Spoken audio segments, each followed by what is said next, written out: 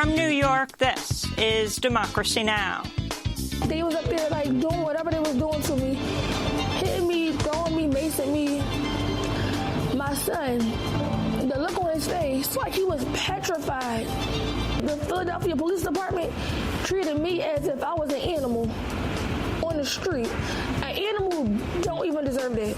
In Philadelphia, a black mother who was attacked with her family by a horde of police officers is speaking out about the harrowing experience. Rakia Young was driving an SUV with her 2-year-old hard-of-hearing son and a teenage nephew when officers descended on the vehicle, broke all its windows, assaulted and arrested Young, pulled her 16-year-old nephew from the car, and grabbed her child. We'll hear Rakia in her own words and speak to her attorney.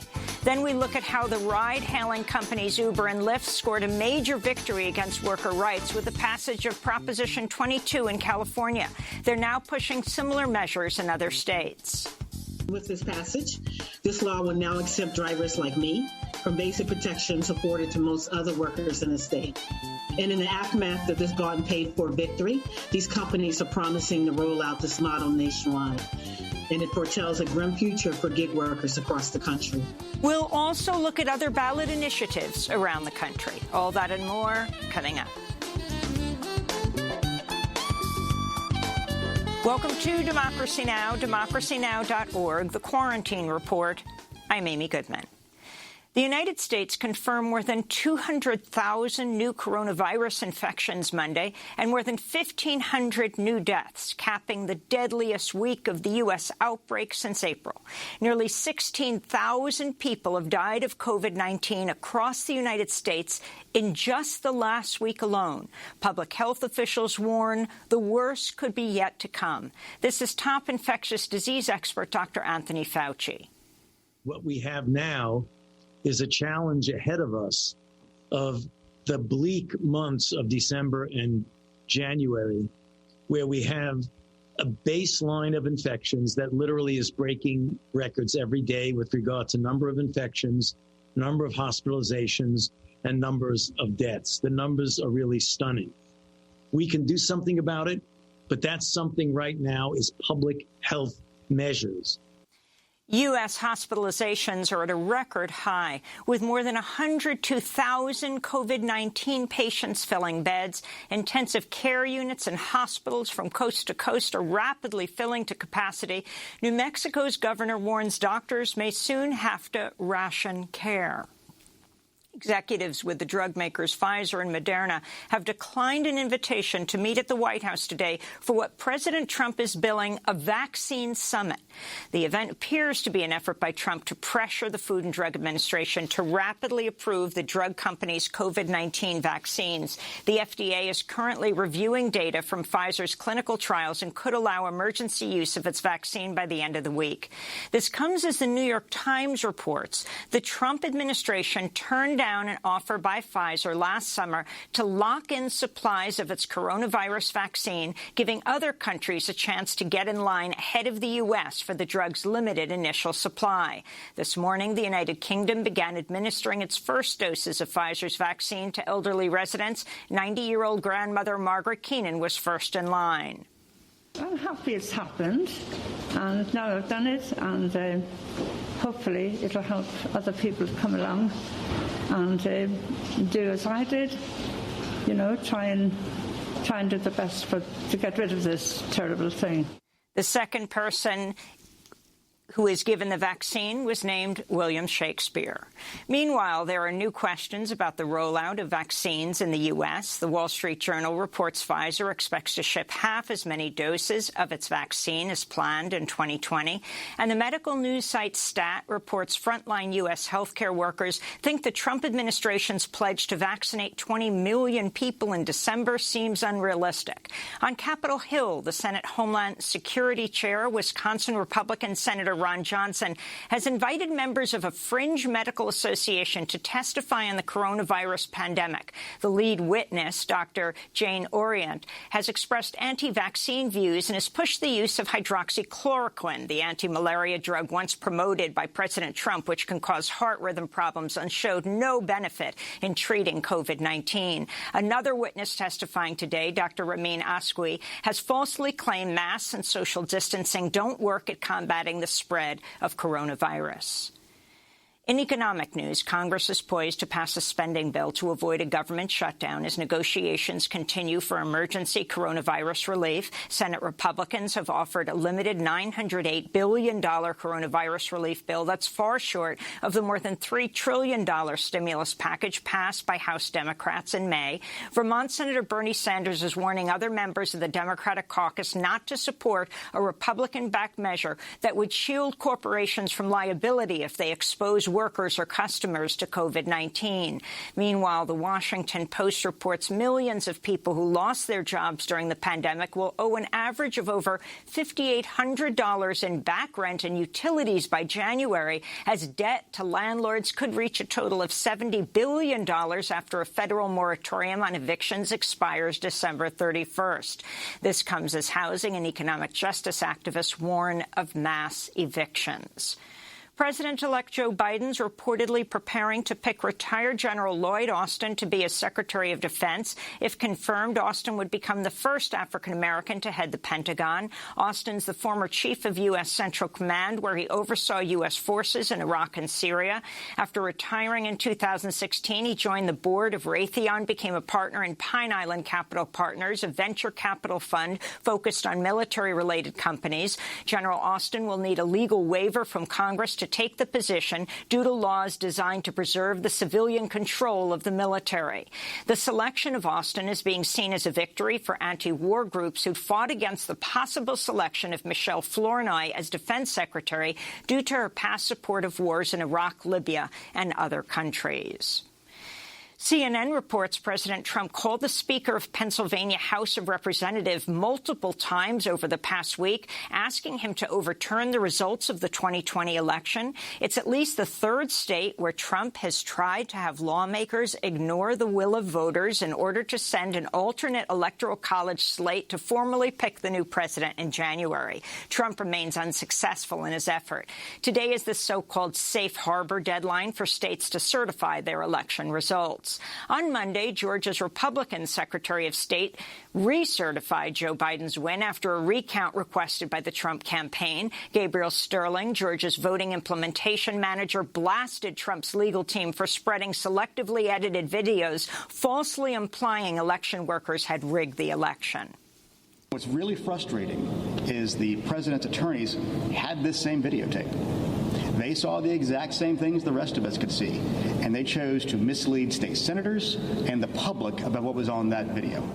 Nearly 1,500 lawyers from around the U.S. have signed an open letter to the American Bar Association condemning Rudy Giuliani and other Trump campaign lawyers for subverting democracy, saying they could be disbarred for violating their oath to the U.S. Constitution. The lawyers write, quote, "A license to practice law is not a license to lie," unquote. Giuliani was hospitalized with COVID-19 Sunday after he consistently refused to wear a mask or practice social distancing in multiple public appearances around the United States. Both chambers of Arizona's state legislature and Michigan's House of Representatives have suspended work following Giuliani's positive test after lawmakers came in close contact with Giuliani and his team.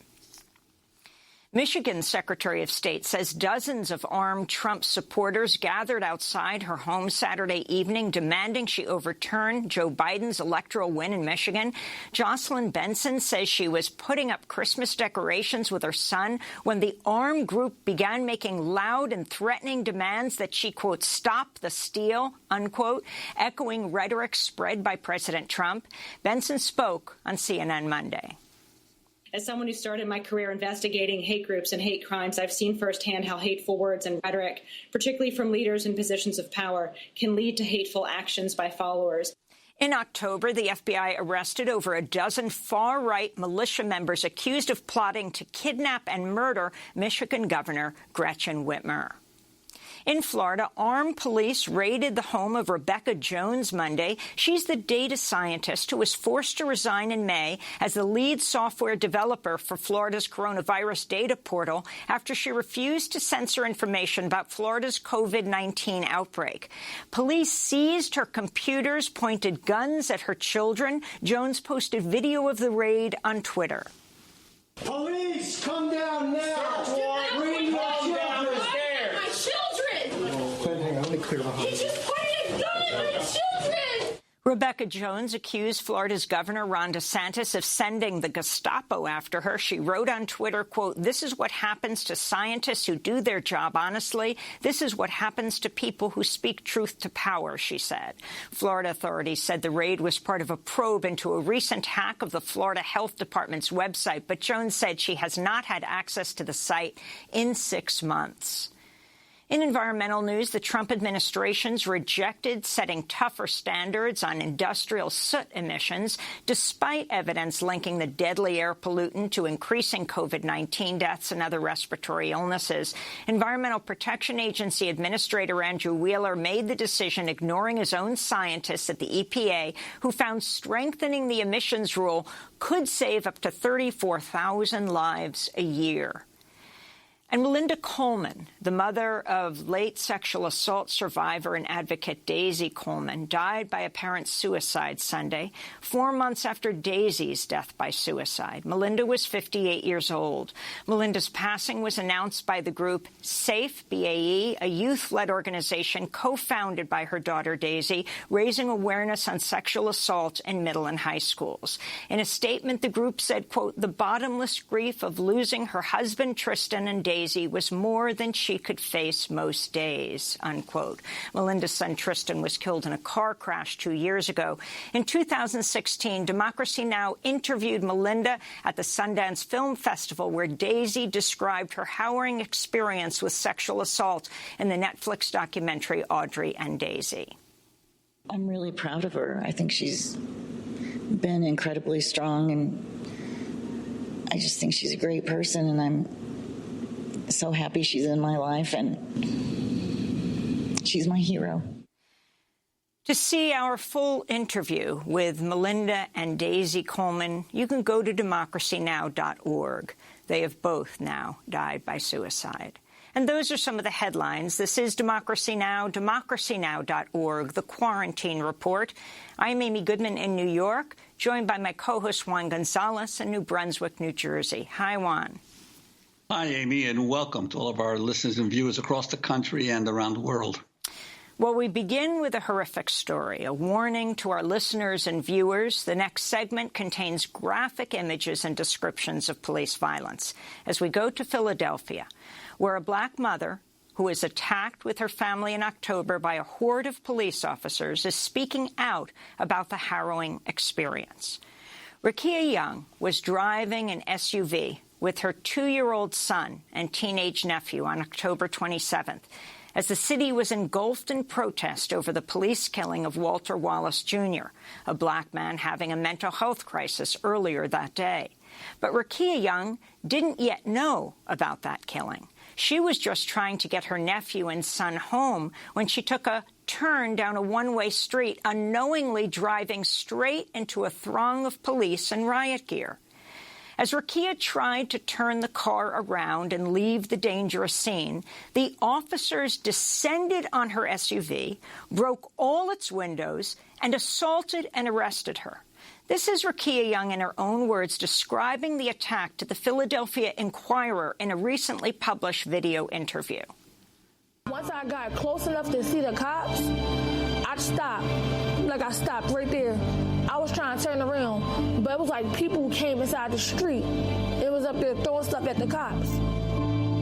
Next thing you know, the cops started charging, started running. My nephew was saying, lock the doors, because they was banging on the car, saying mean things. Turn this effing car around, get out the effing car. And they had yanked my door open, but by that time, they had busted the back window. They pulled me out the car. and they bust the other window. I was up there yelling at them, like, my son is in the car, my son is in the car. And once they bust that window, they had woke him up. And they was up there, like, doing whatever they was doing to me, hitting me, throwing me, macing me.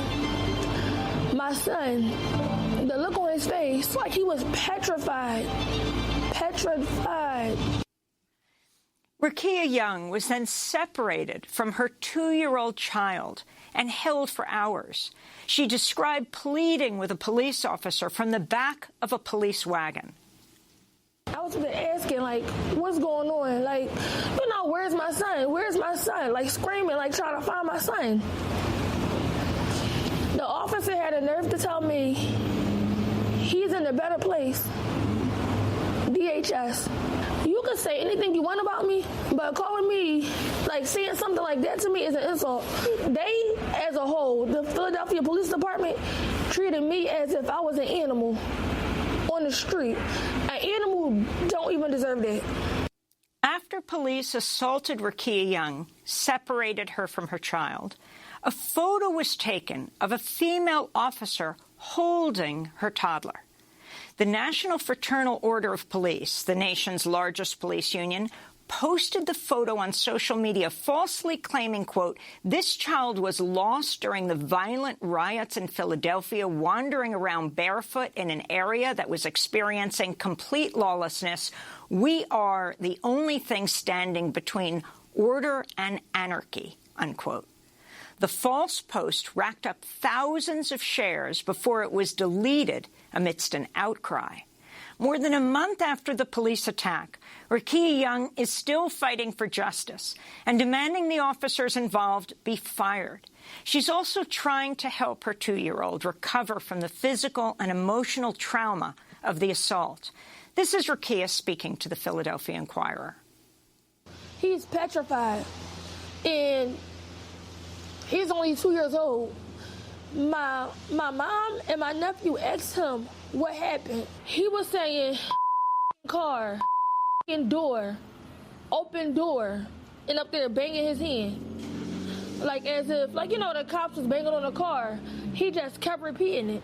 Like he's still trying to tell the story. Like he acts out, he bite his nails, he pull his hair nail. He never did those things before. He's traumatized. He is going through something. He knows words, but he can't express to me how he's feeling. Rakia's little 2-year-old is hard of hearing and wears hearing aids. When the police impounded her SUV, they did not have access to the hearing aids for weeks. Well, for more on this disturbing police assault and what's happened since that night, on October 27th, we go to Philadelphia, where we're joined by Kevin Mincy, Rakia Young's attorney. Kevin, welcome to Democracy Now! Thank you so much for joining us. It is such a horrific story. If you can tell us what the police explanation for this is, what they're doing, and how Rakia is dealing with her child who is so traumatized at this point. Yes, Amy, good morning, and thank you for having me. The police have not offered an explanation as to why they acted the way they did that night. They've responded instead with a police investigation into Rakia. They held her vehicle after losing her vehicle, not knowing where it was for several days, according to what they told us. And when they finally recovered it 3 or 4 days later, none of her belongings were inside. The hearing aids were gone, her purse, her wallet were gone, and the car had even more damage than when she last saw it after they had smashed out all the windows. So the police response has quite frankly been unsatisfactory, disappointing, and really insulting to Ms. Young and her son, because Ms. Young committed no crimes and had done nothing wrong that night. Well, Kevin Mincy, what do you understand from the police version is the reason why they stopped her in the first place? Clearly, as she was just happened to be driving through the neighborhood. There has been no explanation. The only thing that they've even tried to do is kind of workshop a story where they were going to accuse her of trying to assault a police officer. That was done after they had taken her into custody. When Rakia was in the hospital, and in being held at police headquarters. On her wristband, it says it referenced assault on police. But you can see from the videos that were taken that night that Rakia's car never moved that night. When she came down Chestnut Street and started to turn around, she stopped right there. She didn't back up because there were people behind her. There were people running towards her. She didn't do anything to try and assault an officer. And that's ultimately, I think, why they ultimately chose not to charge her criminally, because they had no evidence to support such a charge. And could you talk about how her family eventually found and were able to locate her child? Sure. Well, fortunately for Rakia, there were two young women who were in the back of the paddy wagon with her that night, and one of the women still had her cell phone on her, incredibly. And so Rakia was able to get the young lady to call her sister, and Rakia was able to tell her sister and her mother then what happened out there on 52nd Street that night. And then her mother and her sister went out to 52nd Street to question the police. At first, the police acted as though they didn't know what they were talking about, and eventually they directed Rakia's mother and sister to 15th Street, which is about 4 miles away from where all this happened. And 15th and JFK, to be exact, which is near where the Department of Human Services is here in Philadelphia. And when they went down to 15th and JFK, Rakia's mother found her son sitting in the back seat of a police car, still in his car seat. And when she touched his hair, glass fell out of his hair. There was still glass from the car in the car seat. When I met them maybe the next day, I looked at the car seat and the glass was still there, large pieces of glass still in the car seat. The police were just allowing him to sit in that glass. So it's a pretty harrowing experience for him, really traumatic for Rakia to go through. And even for Rakia's mother and sister to kind of witness the aftermath of that was just been a traumatic experience for the entire family. And then explain what happened. How did the Fraternal Order of Police get this picture of a policewoman holding her child, acting like they were saving this 2-year-old? It's unclear where they got it from. My understanding is that picture was initially snapped by a photographer who was on the scene that night for a news organization. The FOP, National FOP, then put it on their Facebook page. And what's really troubling is trying to understand where they got the story from, because they either got it from someone in Philadelphia who lied and said that they found this baby wandering on the street, or they made it up completely to support some type of narrative that they were trying to promote, where they just created a story about finding this baby wandering around in the, quote, lawless area of Philadelphia. Either way, they painted Rakia and her family in a false light, exposed her to negative comments on social media and abuse. And it's something that we're going to hold them accountable for. And Kevin, can you talk about the baby's hearing aids? He's hard of hearing. Her car was impounded. She wasn't able to access his hearing aids for weeks? So what happened was the hearing aids were in the back seat when all of this happened. He didn't have them in because he was asleep. When the police took Rakia from her car and her son and her nephew, the car was still sitting in the middle of Chestnut Street in between 52nd and 53rd. Somehow, the police lost the vehicle. They haven't been able to explain to me why, for days, they didn't know where the car was. I was calling every day trying to find out where the car was. Do you have her hearing aids? Do you have her purse and her wallet? It wasn't until 3 or 4 days later that I was contacted by someone from Southwest Detectives to inform me that they had recovered the vehicle. I can't understand how, when Rakia left that area, the car was surrounded by police officers, how they could somehow then lose it in the midst of all those officers that you can see in the video. So they basically either left her vehicle on the street unattended and allowed it to be stolen and then joy rode around the city until someone decided they didn't want to drive around it anymore, or they kept it for a number of days, were dishonest about where the vehicle was, and still have not returned the items that were inside of it. We don't know the answers yet.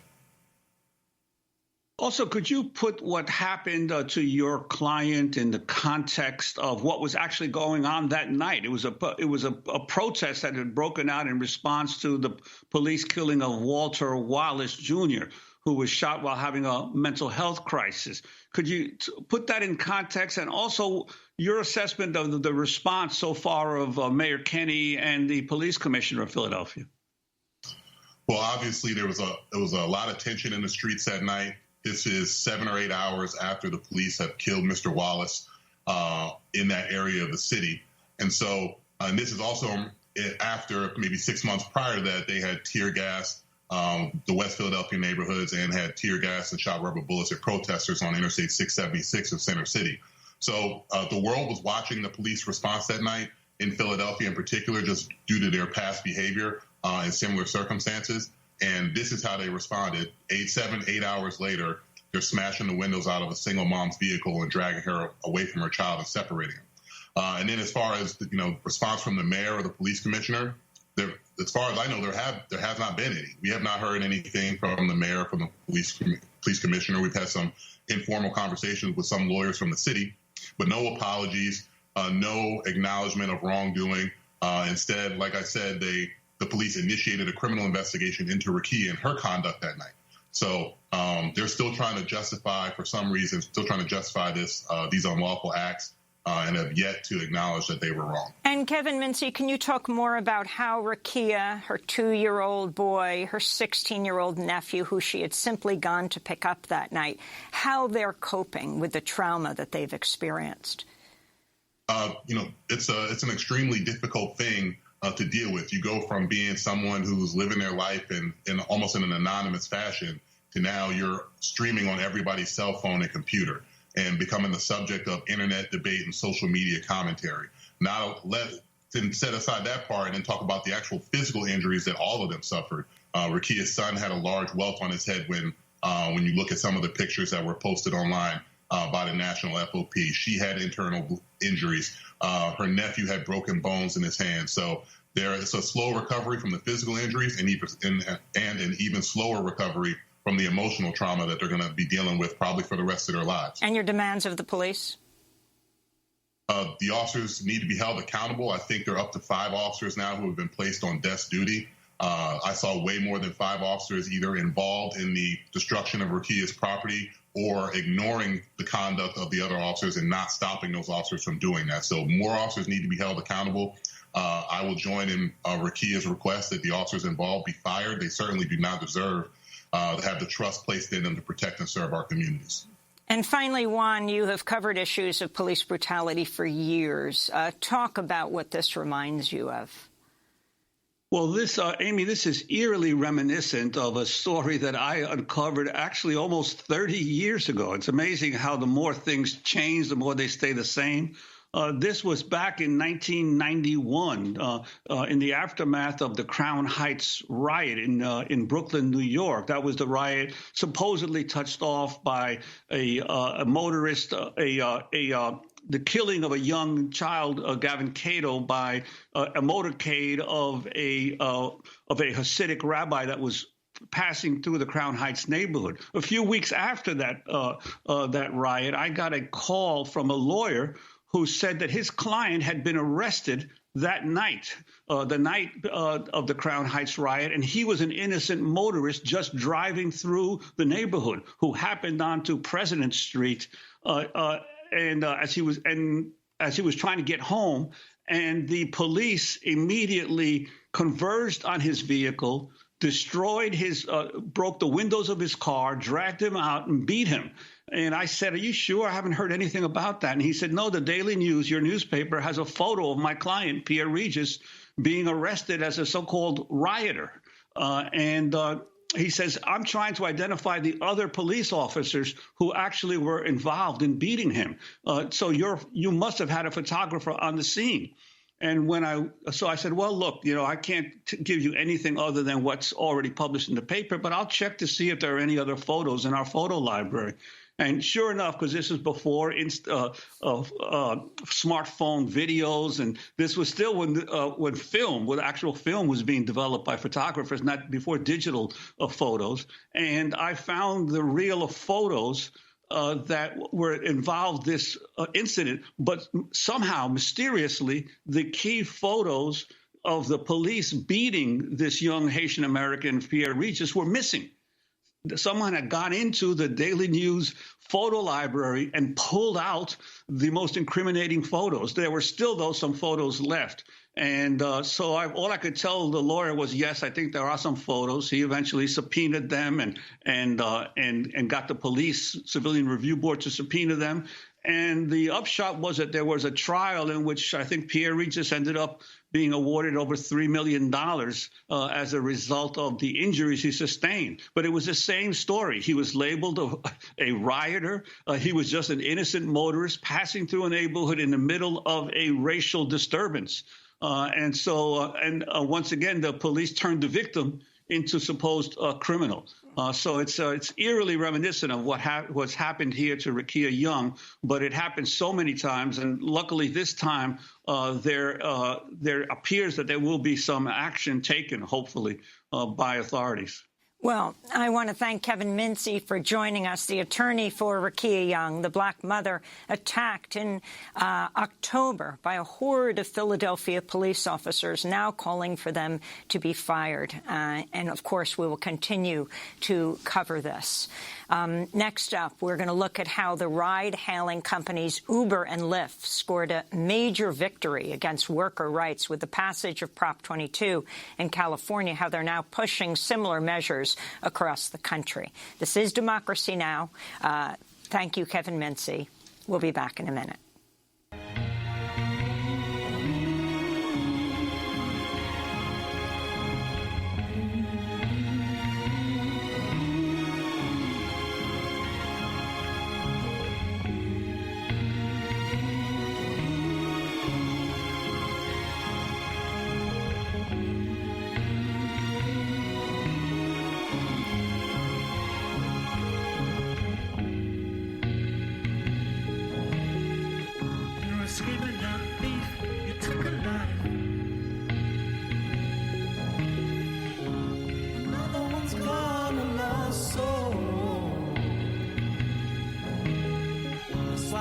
In the streets every night. These are scary times. These are scary times. These are scary times.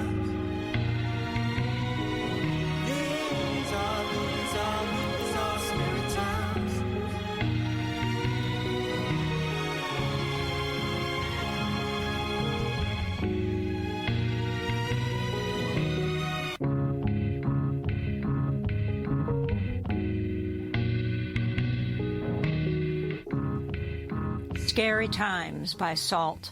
This is Democracy Now!, democracynow.org, the Quarantine Report. I'm Amy Goodman with Juan Gonzalez. As we look now at how ride-hailing companies Uber and Lyft scored a major victory against worker rights in the election with the passage of Prop 22 in California, and how they're now pushing similar measures in other states. During the campaign to pass Prop 22, Uber and Lyft spent a record-setting $205 million to bombard voters and their own workers with misleading advertisements and messages that promise minimum wage, health care, and protections that are typically consistent with a full-time job. One ad appropriated the words of the legendary poet Maya Angelou, as it showed images of black and brown workers getting ready for their morning drive to pick up passengers. Lift up your eyes upon this day breaking for you. Give birth again to the dream. Women, children, men, take it into the palms of your hand. Mold it into the shape of your most private need. Sculpt it into the image of your most public self. Lift up your heart. Each new hour holds new chances for new beginnings. One survey of California voters who voted yes to Prop 22 showed 40% thought they were supporting gig workers' ability to earn a living wage. But the measure will actually stop gig workers from being eligible for job protections and prevent them from accessing the benefits of being on the payroll, such as contributions for Social Security and Medicare benefits and overtime pay. Prop 22 overrides AB 5, a major labor law passed in California in 2019 that extended employee classification to gig workers. Now, critics worry the proposition could have dire implications for labor rights across the country. The proposition was also backed by DoorDash, Instacart, and Postmates, which Uber now owns. It was also pushed by Tony West, the brother-in-law of Vice President-elect Kamala Harris, who's Uber's chief legal officer. For more, we go to California.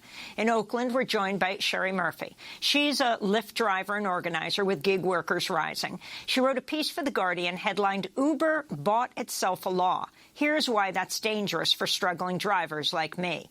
And Veena Dubal joins us, professor of law at University of California, Hastings, who writes extensively about the gig economy and says during the campaign for Prop 22, she was one of many critics subjected to online and offline attacks, including a massive Public Records Act request for her emails and text messages from one of the campaign's PR firms. We welcome you both to Democracy Now! Sherry Murphy, let's begin with you. You were a Lyft driver for a few years. This was billed as a way to bring financial security to people like you. Is it financial security that you're in fact getting, or do you feel that this is subverting your ability to make a living and be secure? Amy, thanks for having me. As you mentioned, along with Lyft, Instacart, DoorDash, and Postmates, these app companies spent more than over $200 million. Some say $220 million, the most spent in any ballot campaign in U.S. history to purchase Proposition 22 in California. And with this passage, the law will now exempt drivers like me from basic wage and labor protections afforded to most workers in the state in the middle of a pandemic and recession. And because of that, we will be afforded no paid sick leave, no family leave, no workman's compensation, no unemployment insurance, no overtime, and no protective equipment in the middle of a pandemic. Most of the drivers are communities of color. 56% of them are immigrants. No protection from discrimination based on immigration status or historical traits to race. And Sherry Murphy, what's your response to what these companies are constantly promoting in their advertisements, that these kinds of jobs offer a freedom and flexibility that normal workers would not be able to have, a way to realize your economic dreams? So these billion-dollar corporations can afford to provide workers flexibility and benefits, like I mentioned, unemployment insurance, and there's nothing in the law that has taken away the driver's flexibility. But during the campaign, it was a major threat from these companies because they know that it scared drivers. We had UC Berkeley economics professor, in fact, say that these companies would still need the type of flexibility considering. And there's nothing flexible about cutting wages and health care for workers or weakening safety regulations or stripping away workers' rights or even putting drivers and riders at risk. These companies fought hard and ruthlessly to get here. In your show, you mentioned that in the wake of George Floyd and Breonna Taylor, these companies included various platitudes about their commitment to racial justice in the Black community. And many of us know that their lip service was in support of Black lives and complete of hollow words by well-paid public relations teams and absent of any real change. And we rejected these attempts because we know that racial justice is economic justice. And we saw this as an attempt to dodge their responsibility for the exploitation of Black and brown workers every day.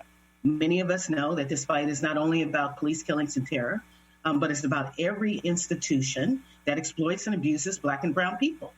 And when it comes to Lyft and Uber and their corporate cronies, they're experts. I'd like to, if possible, bring in Veena Dubal, the professor of law at the University of California, Hastings. I wanted to ask you about the role of these corporate Democrats with some of these key gig economy firms. I think of, for instance, David Plouffe, who used to be one of Obama's closest friends and aides, who first went to work for Uber and then eventually left Uber and went to work for Mark Zuckerberg's charity. You also had Anthony Fox, the former Obama Secretary of Transportation, who became a top official at Lyft. There's Matthew Wing, who was a spokesman for Andrew Cuomo, who also became the spokesman for Uber. All of these corporate Democrats, top aides, going to work for these firms in the gig economy. Yeah, it's striking that the law that is probably the most dangerous law to workers that we've seen since Taft-Hartley, that it was architected and heralded by corporate Democrats and not Republicans. It is a far right law. The way that it was passed was anti-democratic. It is extremely, extremely dangerous to the future, poses an extremely danger to American workers. And yet, you are exactly right that the people behind it, including Tony West, who is now being, potentially considered for Attorney General, were corporate Democrats. So can you talk, Professor Dubal, about what you think was most misleading about this campaign? I mean, 58% of Californians voted, or those who voted for it. And talk about it being used as a model. You see this as one of the most serious attacks on labor in all of your studying of labor law in the United States. Yes. So the reason that it is such a huge attack on labor is because it dismantles. It's this corporate fantasy that they've been trying to accomplish, for the past century. It dismantles all of the New Deal protections. Workers no longer have access to a minimum wage, to overtime compensation, to unemployment insurance, to workers' compensation, to all the things that we know, the very limited protections that working people have in the United States. Those are all completely gone. And these are the workers who most need those basic protections. As Sherry articulated, these are low-wage, mostly people of color workers. During the campaign, and I should say, these $200 million they were spent on a variety of things, but they were mostly spent on bombarding the California electorate, or the voters of California, with misleading advertising on YouTube, on Facebook, on Instagram, on, even when you were searching on Google, sort of the ad that popped up, emails, in-app messages. I mean, just constant bombardment of messaging that was just inaccurate. In California, it is legal to be misleading in political advertisements. And probably the most misleading thing that I saw was that the advertisements alleged that workers would be making a minimum wage. And that is the most important thing for your viewers and listeners to understand about Prop 22 and the danger that it poses, is that it takes away access to a time-based minimum wage. So people are no longer getting paid for all the time that they work. They're only getting paid when they have an assignment. So all of the risks and liabilities traditionally associated with doing business are now on the workers themselves. Drivers like Sherry cannot therefore predict how much they will make in a given day or a given week. It is at the whim and whimsy of both demand and the corporations themselves. And if that spreads to other sectors, we are going to face increasing inequality, increasing precarity, the growth of the contingent workforce. It is going to make it extremely, extremely difficult for working families to survive, to put food on the table. And as we all are anticipating, we may be facing a big economic depression in the coming years, and this is the absolute worst time for workers to not have access to just that very basic protection that we've come to understand is a limited right that Americans have. It's just a time-based minimum wage. And Sherry, I wondered if you could talk about the experiences, especially during the pandemic, of Uber, Lyft drivers, and others in the gig economy. Yes, certainly. What I know is that my views of Lyft were shifting prior to COVID-19. The past 3 years, Lyft has been my primary source of income, and I've driven over 12,000 rides. And over the years, as the numbers of bonuses decrease, while the demands to complete rides increase, making major cuts to take-home pay, it was becoming increasingly difficult to sustain a living, and signs of a good deal with that so-called flexibility became painfully clear. And my views of Lyft were shifting. And so COVID-19 and the Black Lives Matter movement have pulled back the curtain and showed Americans diseases for which there still is no vaccine. And I know about COVID-19 while we were seeking solace in our troubled land with Lyft and Uber, were nowhere to be found. Drivers attempted to secure masks, hand sanitizers, sick time off, unemployment insurance, and other protective measures, and we found obstacles and lack of transparency processes. I couldn't even find a place that was open at the time.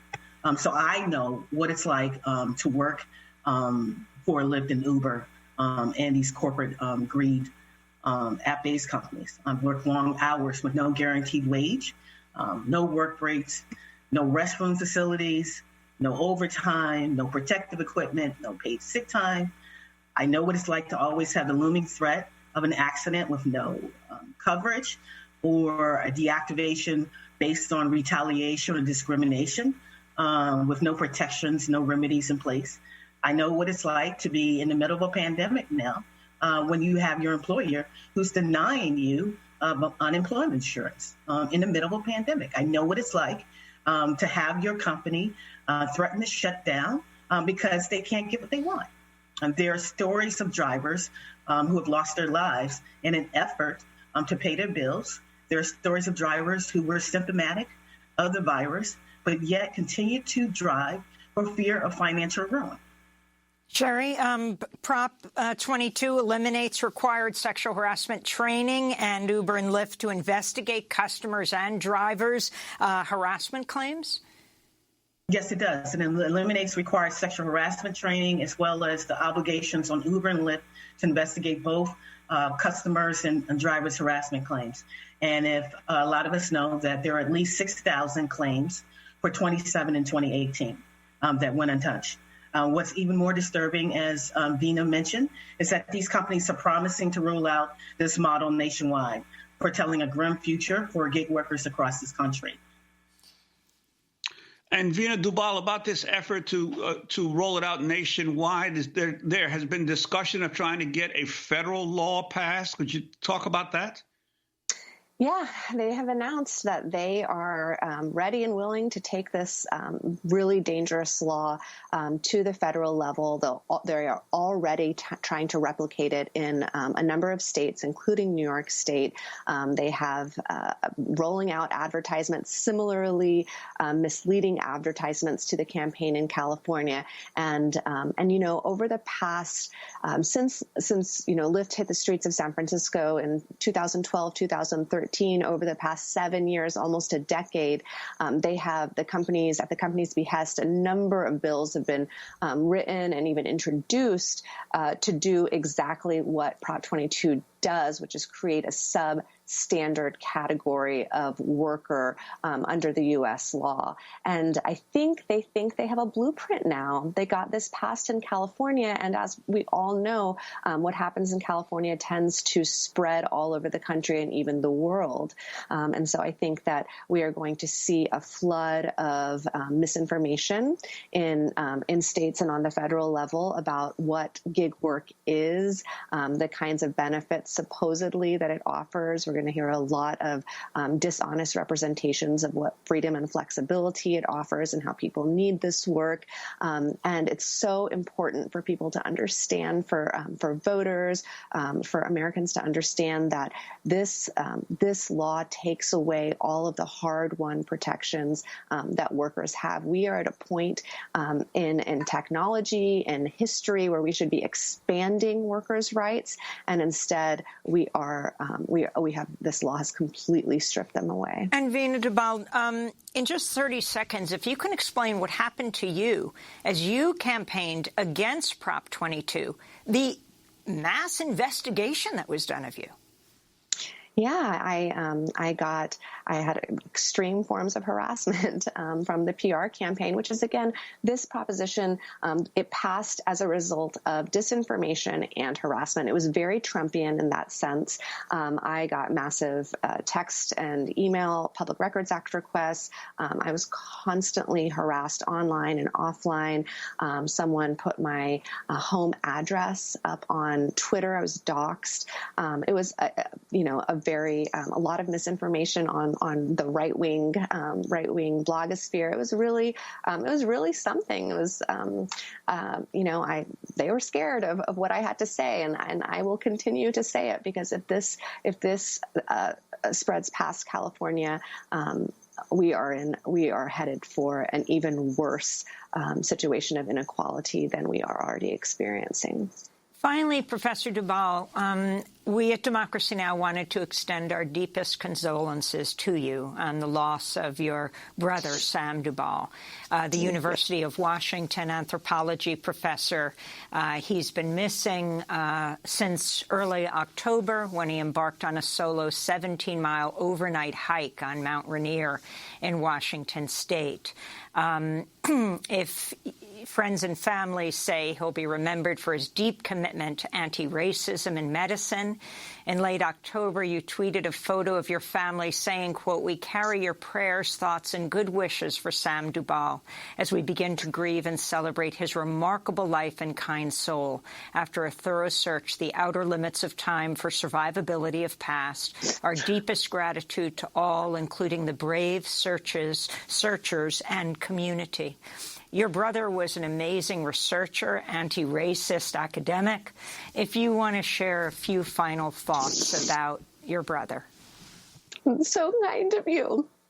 He would be so honored to have his name mentioned on Democracy Now! Sam was the kindest, most brilliant, most dedicated, ethical researcher, friend, community member, advocate that I have ever met in my life. He was truly had the spirit of social justice, lit his life and lit his soul. He loved Democracy Now! He loved you, Amy Goodman, and Juan Gonzalez, and we miss him so very much. I will do everything I can with every day of my life to continue his spirit and to work in his memory, and that includes fighting this kind of economic injustice and inequality. Well, Veena, thanks again, and again our condolences to everyone in your family. Thank you very much. Veena Dubal, law professor at the University of California, Hastings, who writes about the gig economy, and Sherry Murphy, Lyft driver with Gig Workers Rising. Well, next we will continue to look at ballot initiatives around the country and the historic vote Friday by the House to decriminalize marijuana at the federal level. We'll be back in 30 seconds. Sunshine, baby, lately life been crazy. Your eyes tell all, we outside with your call. Move me, need me, care about it, breathe deep. You see what I miss, holding on to you with a tight grip. Lightly, no cap, heart spilled all over the floor, man. Tongue out, I don't know how to hold that. Nowadays, I don't really want to hold back. Yeah, so I hit him where it hurts. Yeah. Hit 'em Where It Hurts by Papa Rod. This is Democracy Now! I'm Amy Goodman with Juan Gonzalez. In a historic move, the House of Representatives voted Friday to decriminalize marijuana at the federal level and expunge nonviolent convictions for marijuana-related offenses to, quote, address the devastating injustices caused by the war on drugs, unquote. Next year will mark half a century since President Richard Nixon declared drugs, quote, public enemy number one. The MORE Act also authorizes a 5% sales tax on marijuana products to be reinvested in community grants and programs, including job training, legal aid, and substance abuse treatment for communities that were disproportionately targeted by the war on drugs. This comes as Arizona and New Jersey voters approved ballot measures last month to legalize the possession and use of recreational marijuana for adults aged 21 and up. In South Dakota, voters approved both medical and recreational marijuana. For more on this and other key ballot initiatives that passed this election, we're joined again by Ronald Newman, National Political Director for the American Civil Liberties Union. We don't have much time, Ronnie, and thanks so much for joining us. Why don't you start on the marijuana legislation, both in the House and these ballot initiatives around the country? Absolutely. Thank you, Amy. Very good to be here this morning. You mentioned historic. That is the key fact to highlight about the vote in Congress. Never before has Congress passed a legalization bill of this nature. You also mentioned some of the key elements that came in that legislation, and those are elements that we as an institution care quite a bit about. The social justice aspects of that legislation. First, expungement, so people aren't saddled with the collateral consequences of having a marijuana conviction on their record. In addition to that, the reinvestment provisions that try to ensure that tax proceeds are funneled back into communities that have been destroyed over the last 50 years by the misguided war on drugs. That action in Congress was a really big deal. There's more to do. We still need to make it through the Senate, and that will take some time, but that's good news. And the trend line is also strong. You mentioned the ballot measures in blue states, in purple states, in red states. We are developing a collective consensus that we need not throw people behind bars for use of marijuana, and we should be happy about that progress. And could you give us a sense of the scope over these last 50 years? Are there numbers on the number of people who were arrested for marijuana-related crimes? We are talking millions of people. Even today, even after the progress that we've made, 500,000 people are arrested every year for marijuana possession. And these arrests and convictions have consequences that stick with people for a lifetime. This misguided approach to drug use has hurt millions of people, and we must aggressively move beyond it. And it is important to also note that it's had a disproportionate impact on communities of color. Again, even today, Black people are 4 times as likely to be arrested for marijuana possession, even though study after study has demonstrated the usage rates are roughly the same between Black people and white people. So the damage has been significant. And can you talk about some of the surprises and how states voted? I mean, we're talking Oregon, Arizona, New Jersey, Montana, South Dakota. What surprised you most, and how will it change the laws in these states? Yeah, so the cross-ideological and sort of bipartisan support for this direction is the most promising and most surprising piece. I mean, take a state like South Dakota, where Trump won handily. 60% of the population voted for Trump, but they also voted pretty convincingly to legalize marijuana. So there's a cross-ideological consensus there. Montana, same story. Up and down the ballot, conservative Republican candidates won in the race for the president, in the race for governor, in the race for Senate. But despite that, marijuana legalization passed convincingly. And so that is important, and that shows that the country as a whole is moving in the right direction. I would like to take a quick second on Oregon, because that is historic and precedent-setting in a different, especially unique way. For people that don't know, in Oregon, the voters passed a ballot measure that decriminalized drug possession for all drugs, not just marijuana. But the population of Oregon made a collective judgment that for people engaged in low-level drug use, regardless of the drug, the best, most reasonable, most appropriate response is treatment, not prison. And that also is a philosophical corner that we're turning as a people that is something to be proud of. So what we need to do now is we need to take Oregon to other states. And when we're having this conversation 5 years from now, have Oregon be the default as opposed to the, one-of-a-kind event that happened this electoral cycle.